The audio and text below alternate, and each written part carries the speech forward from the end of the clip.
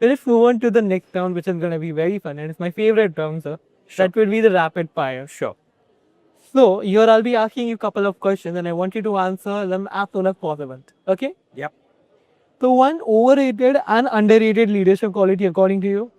One very underrated leadership quality is humility. Humility matters most in leadership, which is quite underrated. What is overrated is delegation. Okay.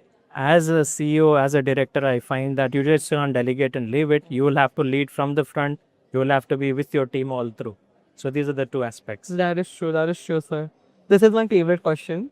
So, which is the one go-to movie or web series that you like to watch in your free time? I think I watched this movie Chak by Shah Rukh Khan a dozen times. And every time I feel a little low, I get to watch it again. I mean, it's a very beautiful movie. It motivates you, it keeps you going in the hard times as well. Yeah, primarily it talks to you about doing the impossible possible. Yeah, that is true. So, one leader you love to have coffee with? I think it's Sundar Pichai. Okay. Because what I like about him is not just the prowess or proficiency in software or whatever is done for Google, but more importantly is the humility with which he comes. Yeah. And he addresses it. He addresses the problem at the grassroots level. And I'm always enamored by his statement. He says, wear your failure like a badge of honor. Okay.